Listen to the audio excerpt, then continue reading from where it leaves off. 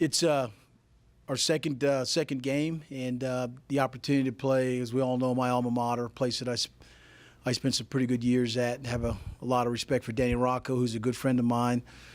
A lot of coaches on that staff that I've known over the years, administrators.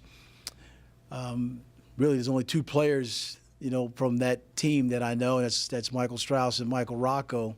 Everyone else is, I don't know, but I do know that they're a well-coached team, and I do know that they're coming to Charlottesville, and they're coming with the mindset of playing a really good game and having an opportunity to win. But with that, I'll take any questions. Hey, Mike, when you are evaluating the performance of a quarterback, what do you make of a play like the first pick six Saturday? Does that go on Grayson Lambert's ledger because he was the guy who threw it, or do you kind of discount it because of the fact that the guy tipped it from behind as he was throwing? In part of the evaluation process, you always look at the techniques that are involved with everyone involved, whether it's the lineman that's blocking, whether it's the quarterback and the trajectory of the ball, his feet, his movement. Is the receiver running the right route? I mean, does he put himself in a position where, that the quarterback has to make a throw that's errant? So there's a lot of things that go into, to looking at a particular play and evaluating that play. And you go back and you talk to the players about it and you correct those issues. As I said, there's, you could talk about everyone that's involved, the throw, the blocker, the route, those things. But every play, everyone has a job to do, an assignment to do. And if, as you saw, if one or two don't do their job or assignment, then it could lead to the issues. And that one led to a tip pass and ultimately a touchdown for them. Mike, when did the staff settle on Matt as the backup? And why did you all choose him over David Watford?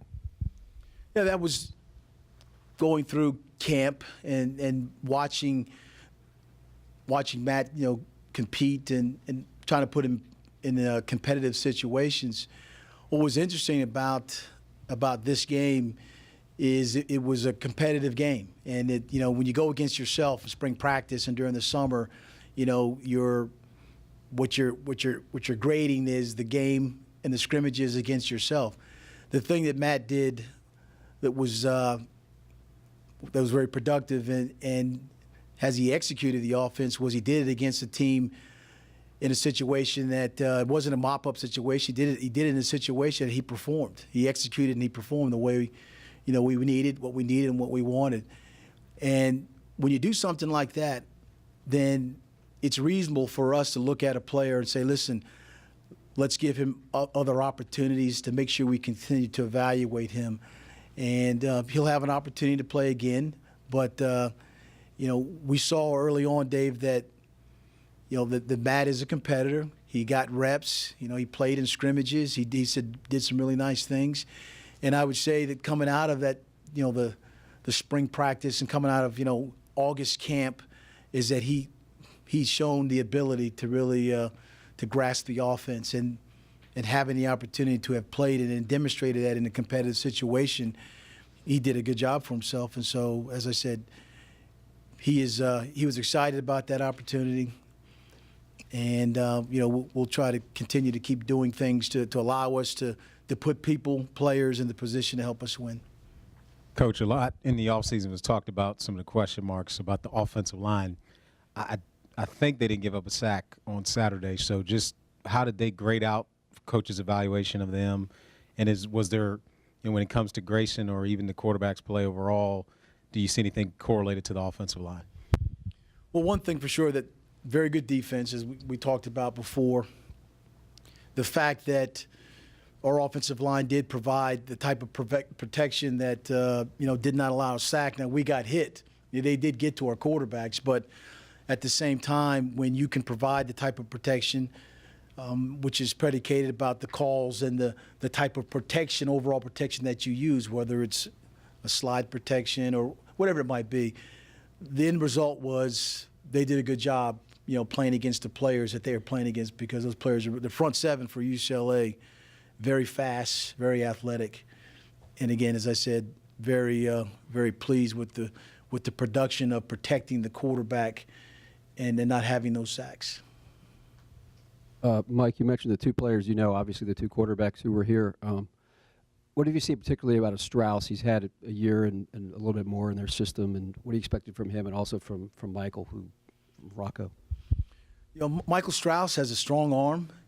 He's a guy that can make a lot of throws, the short throws, the long throws. He believes he can put the ball where it needs to be. He's very confident, and you can see that in his play. You can see in the type of year, the productive year that he had for him last year. Michael Rocco is a guy that can run an offense. Is very efficient in what he does. Mike is kind of the team guy that can rally guys around him, and it's. I wish the best for both of them. They've done. Michael Strauss has done well. He was a committed player when I first got here, and and it went on to Richmond. And then of course Michael was here at my time here, and again, wish him the best. Danny Rocco, as I said, is his uncle. We're friends. Frank Rocco and the other, and his couple others, other uncles are coaches. So the Rocco name is a very well respected name in the coaching community. Mike, maybe the end of the half situation kind of necessitated Matt throwing the ball downfield like he did on those two big plays, but it seemed like there wasn't a lot of that otherwise in the game. Was Grayson reluctant to do that, or was he just throwing to checkdowns, or was that part of the game plan to keep it kind of slow moving downfield? Again, just speaking to the production and the performance that you're asking for the quarterbacks, I can't speak to, I won't speak to why Grayson didn't throw the ball downfield. But as Matt had the opportunities that were presented, that he did. And again, you evaluate players on what they do and how they execute what's being asked. And that's the basic premise on what we talk about in terms of players who will play and how they'll play and when they'll play.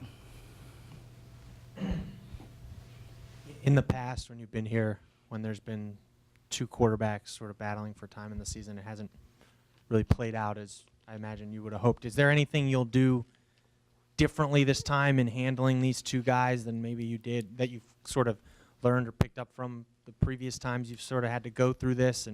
And are you convinced that it's, it seems like past years it almost splintered the team a little bit. How do you handle that, just having two guys who obviously are capable of playing? Well, as we have two capable young players, two guys, and even David Walford, guys that can play, it hasn't splintered the team. There's no dissension amongst the team. And we talked about this is a new year. This is a new staff. This is a new, we talked about holding everyone, including myself, accountable for the production that's out on the field. And whatever position it is, it's all of us are held to the accountable standards that we're looking for. Myself to administrators, university, coaches to me, players to coaches, and to the schemes that we're looking. And they understand. And this one thing about this team is that they understand, and we talked about production, performance, that would lead to the executing of the type of things, the way we're asking for plays to be executed. So this team is unified. There's no issues with that because we all have set standards that we expect from each other. Just kind of generally speaking, obviously playing a couple of transfer quarterbacks today, can you just speak to it's a trend in college football now. Quarterbacks always they need to play. And then a lot of times you see them going from program to program. How difficult is that for programs? Is that just kind of the nature of the position that is the quarterback in kind of today's college football? There are elements of young men that want to play and be the guy. And obviously there's a lot of programs that have situations like that. But as you said, there are programs that players come initially and then they move on as they look at the depth chart, as they look at the development, as they look at their development. And, it's always important to try to not only develop the players, but also try to put the players in the types of positions that can help the team, because ultimately it's about the success of the team. So you want to develop players, but at the same time, you want those players, as you evaluate them, to put them in a position to help the team. And that's, sometimes young men, they make their decisions and they go elsewhere for their reasons. But ultimately, as I said, it's about the team and the production of the team. Do you know right now who's going to start at quarterback? And if you don't, why don't you know? Do you still have a process you're completing? Oh, there is the process to this, and like I said, today is Monday. Tomorrow's our first day of practice, and as I said, we'll continue to keep evaluating where we are and what we're doing at that position. And the good thing for us is we have two players that have demonstrated a performance that can help us win football games. One of them just played here recently that showed that he can compete at a high level and perform and execute. So, right now there is no answer to that. I mean, you saw the depth chart today, and as I said, we'll make the decision on Saturday as to who will be the starter. But both of them are going to play, and that's we're going to try. In fact, we're going to try to play as many players as possible, as this game kind of precluded us from doing that. But it's about trying to get players developed, and then we will continue to keep trying to do that. So your number one guy at practice tomorrow isn't necessarily going to be the starter? As I said, but yeah, both players are going to practice, are going to play in this game all week. Yes. Mike, in the locker room after the game, did you sense that the players were satisfied that the game was much closer than most people had predicted, or were they frustrated at letting an opportunity get away to beat a team like that? What was interesting about the locker room afterwards, and we talked about this team and about unity and about the older leadership and guys, again, holding each other to standards and to being accountable and responsible. There was a collective group of young men that stood in that locker room afterwards and knew that basically we had a chance to win that game. We gave them 3 scores. And again, all the talk about who they were, it boils down to us and us being able to execute. But these players believe.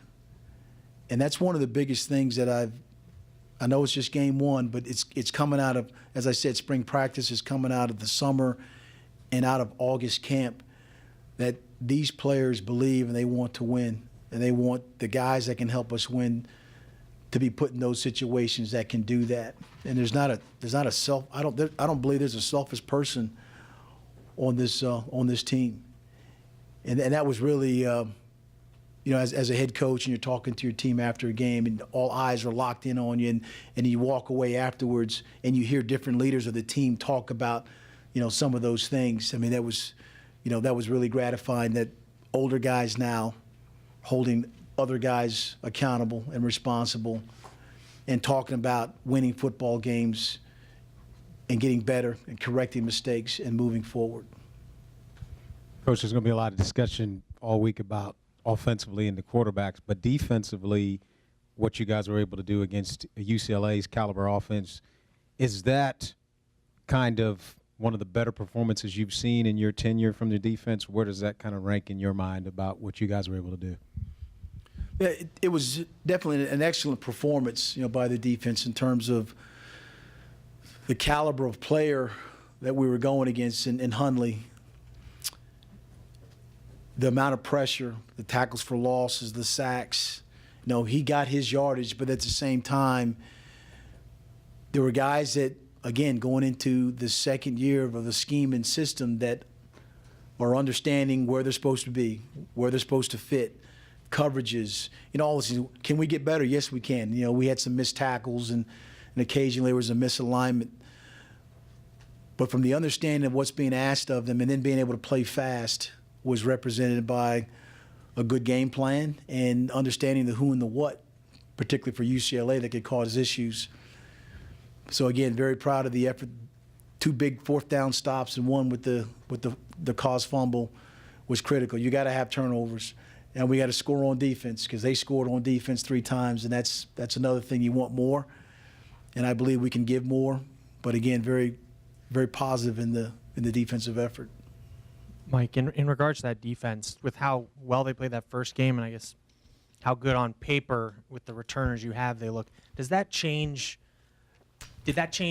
your offensive philosophy at all going into this year, just in terms of how you play offensively, because your defense is not going to allow a lot of points, so you don't necessarily need to how does that affect your overall offensive philosophy this year, having such a defense that you're expecting to be so good?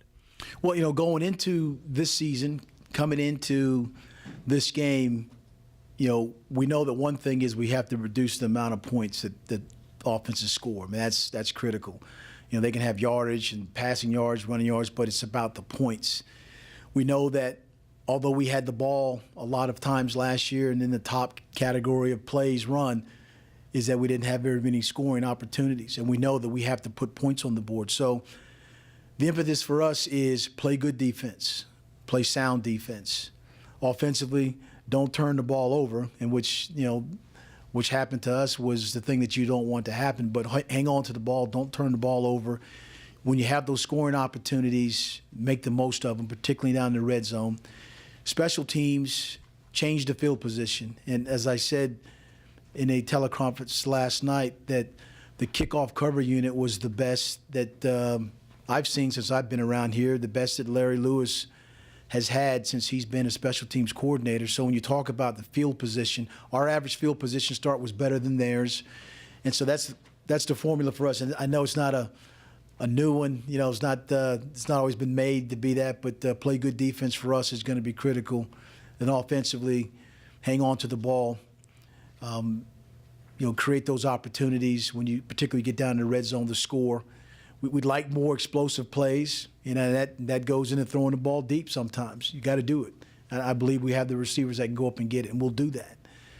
And then play sound special teams. And for the most part, we've looked like those can be elements to keep us into games and help us win games.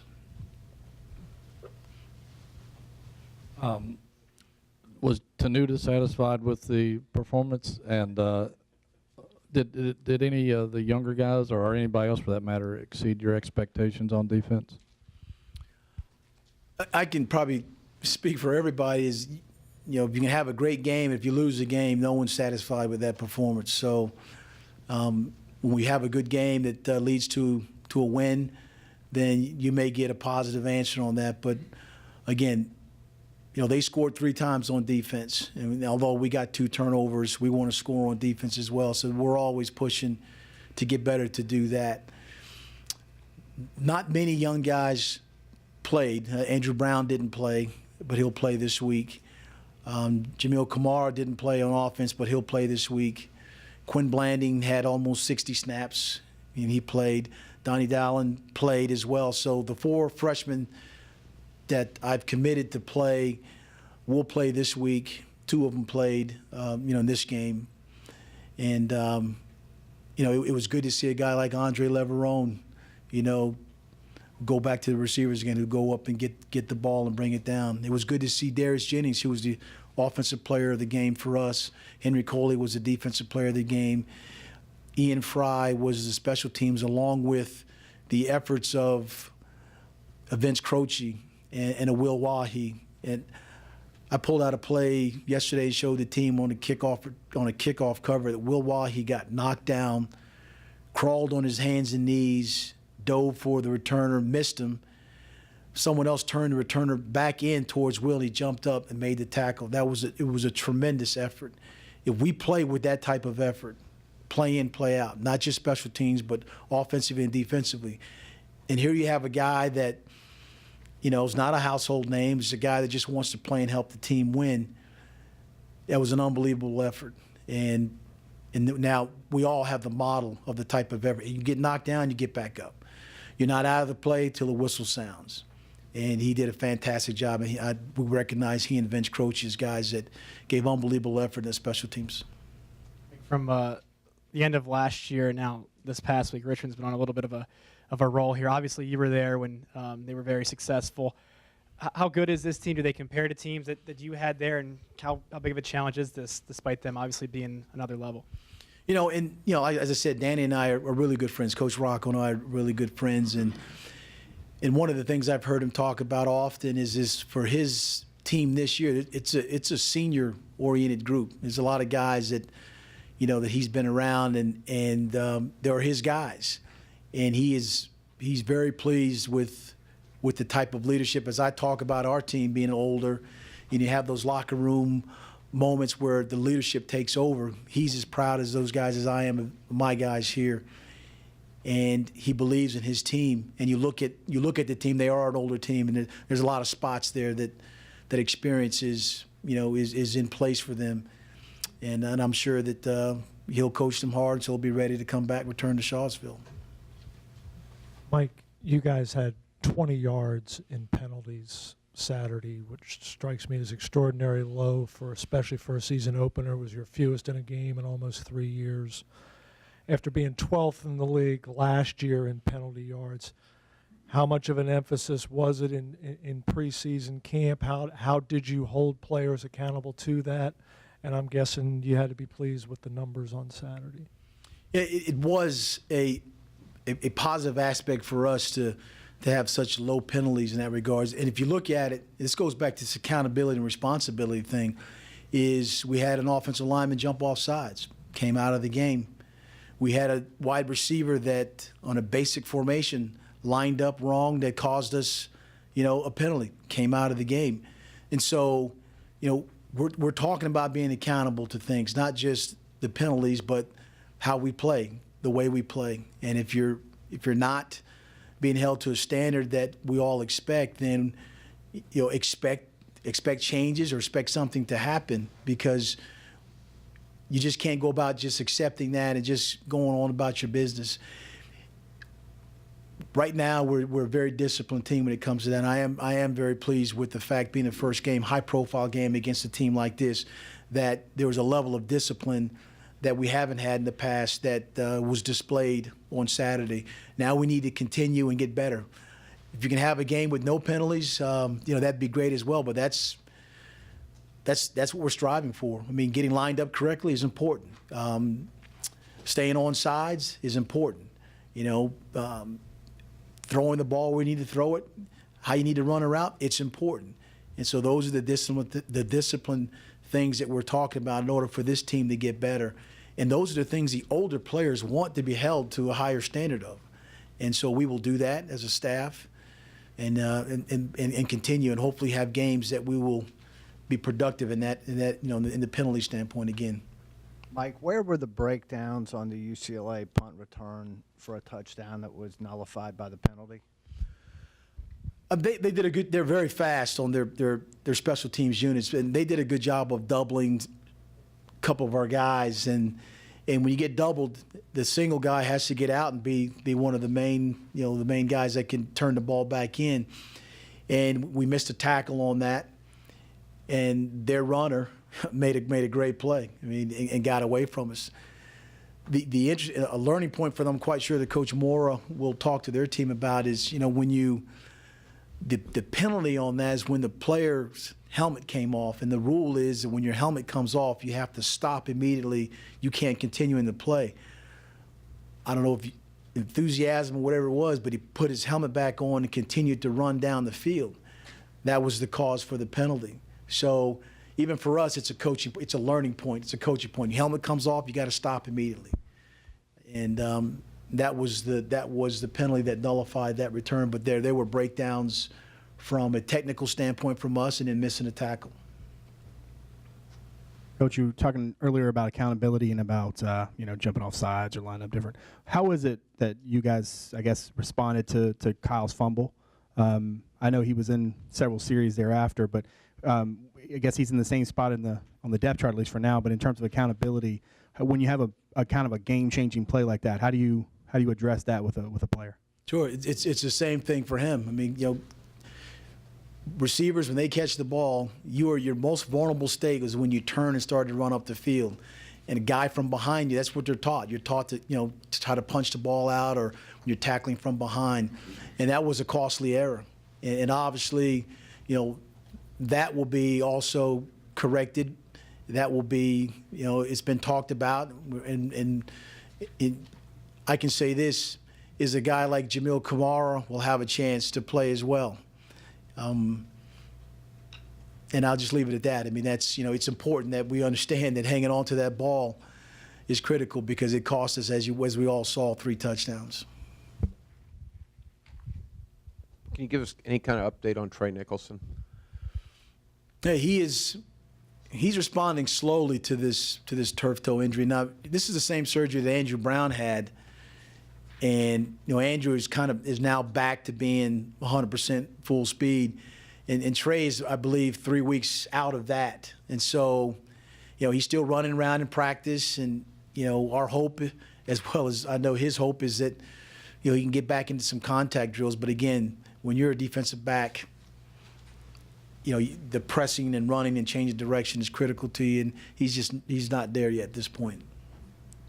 Toyed at all with the idea of redshirting, or was it way too early? With the second game coming up right now, it is way too early, but obviously there are an array of options that we can consider, and that's one of them.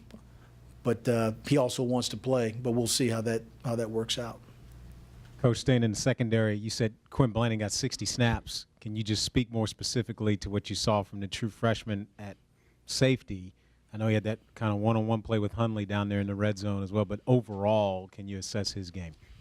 The one that made SportsCenter on that one, Hundley scored the touchdown. No, I tell you what, Quinn he's obviously a player that's got excellent skills and talent, and he will get better and he will be better. For him, playing next to Anthony Harris is very important. It's going to be critical to his success as well. But I mean, what a terrific young man he is. So many examples I could give you about not just on the field stuff that he's doing, but some off the field things that he does as a teammate and as a representative of this university are outstanding already as a first year. So again, he'll have opportunities to play and get better as this season goes on. And he is, like I said, he's an excellent young man. Mike, this kind of hard line accountability you're talking about, where if you make a mistake, you come out of the game. That's a new thing for you. You haven't been that way before. Is it hard, or have the players had a difficult time adjusting to the way you've kind of altered your approach to mistakes, or is that just kind of the whole point? 2-10 wasn't good enough last year. And collectively, as a senior-led group, having the standards of accountability and responsibility or something is that they want, we want, I want. And it's always going to be about executing the plays, performing what's needed, and then producing on the field. And then when it's like that and everybody buys into that tenet, then there is no issues about who's playing, who's not playing, because the standards are as they are. And so that's been, again, it's been refreshing, because you have, 22 plus seniors that want that. And, this staff, again, second year, the accountability, the terminology, the techniques that are being asked, these players can play the techniques that are being asked, and then they want to be held to those standards. And the other thing I wanted to ask is, since last spring when it was clear Grayson was the quarterback, we never really heard about any other options at quarterback. He was the guy. He was kind of the face of the program. He's on the media guide. He's everything. We go into the first game, and before halftime, he's out. Do you have concerns a little bit about how that's going to play with the guys, or is that just accountability, or because that's a whole long period of time where he was the answer, and then all of a sudden he's out. Are you concerned about how that will impact him, the quarterback situation, and maybe the mindset of some of the other guys? Grayson Lambert is a captain, and he was a part of the leadership council. He was part of the group that said, Coach, we want to be held to higher standards. We all want to be responsible. And understanding that he played, he did some good things. We made a switch, and when Matt Johns came in, Matt Johns played well. And it's not unreasonable to think that a guy that came in and produced at a time that he came in during the game led us to a couple scores that Matt John's evaluations of opportunities should continue as well. And so what that tells Grayson is I got to make sure that I do the things that I'm responsible to do in executing and performing so the production of the team is where it needs to be. Matt Johns performed. And so there's no issues with any of our players because, again, it's back to what we've all said we wanted to be held to. And I think that's what's different about this team. Take me through the end of the half there. How does that play out? Like, had you been thinking about it for a couple series about putting Johns in? Is it Fairchild in your ear saying like maybe we should try that? How does that all play out? Just logistically during the course of a game. No, I mean ultimately I make the final decision on that. I mean there are plays and things that are evaluated every series as the players come out, and through communicating with Coach Fairchild, Coach O'Brien up in the booth, we constantly talk about players. You look not just a quarterback there, I talked about the wide receiver issue and offensive line issue. So, the decision is made, and it's made because of the best interests of the team, and it's not really complicated.